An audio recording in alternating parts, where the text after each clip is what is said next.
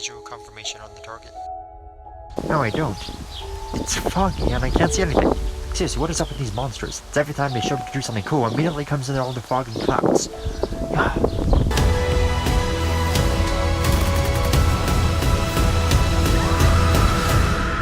This is Godzilla's world. We just live in it. Damn right.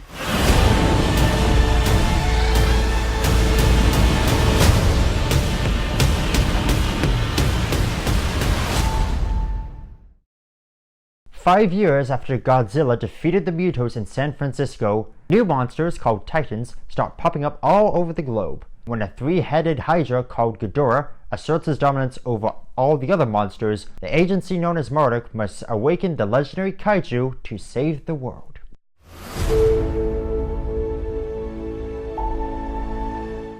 2014's Godzilla was the first movie since 1998 that Hollywood attempted to make a movie about the legendary monster. While they got the design right and the basic premise down, it had very little fighting and focused too much on the human drama.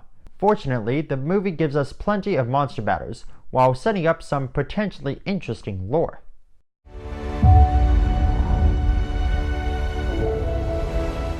This movie is pure monster mayhem. If you want to see giant monsters fighting it out on a massive screen, then this is the movie for you. Hearing the roars of all the different monsters, seeing the atomic breath hit Rodan flying across, its wings causing havoc on the earth below, and Mothra gracefully extending her wings with vibrant colors. If you grew up with these monsters, or at the very least know their names, this is a treat for you. Even if you don't know who or what these monsters are, you will definitely love them by the end of the movie. They will be ingrained in your conscious by the end of this movie. I have to credit the fact that they made Kyle Chandler the star of this movie. You've seen him in a few movies. He's mainly been in supporting roles, so it's nice that they gave him a chance to be the leading man. He plays the ex-husband of Vera Farmiga's character and the dad of Millie Bobby Brown's character. He's recruited by Monarch to help find this device called the Orcra that is now in the possession of his ex-wife and daughter before this eco-terrorism group gets to them first. That little bit right there adds something to the story. As nice as it is to see all this monster mayhem,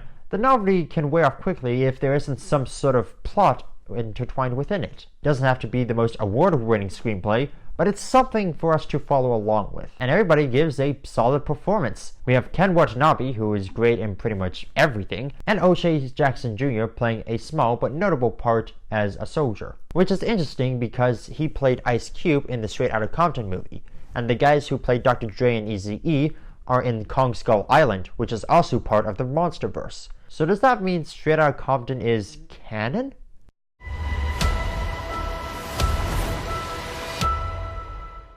As much as I love the fights, they either took place in a storm or at night, making it very hard to see what was going on. To the film's credit, the design of each monster is unique enough that you can tell who's who, and the camera pans out wide enough so that you can see plenty of the action. But the camera work wasn't always perfect. Sometimes it would get a little bit shaky, and sometimes it would feel like it was filming an episode of The Office. It would pan to some action, and then zoom in, it's like, oh, too close, gotta zoom back up, and autofocus. There we go. To best describe it, whenever a fight scene comes on, sometimes it feels like Pacific Rim, and other times it feels like Transformers.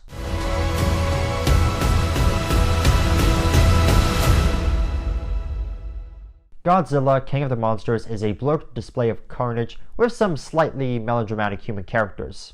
And I would not have it any other way. My notes would be a better script in terms of how the movie plays out, and maybe, just maybe, one fight that takes place in the day. Regardless, I enjoy myself, and so will you. It is an experience that deserves to be seen on the biggest screen possible. So check it out at least once in theaters, and if you can, see it in IMAX. Alright, that's my review of Godzilla, King of the Monsters.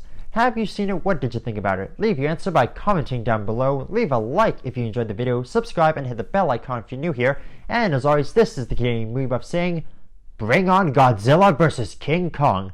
See ya! Sometimes dead is better.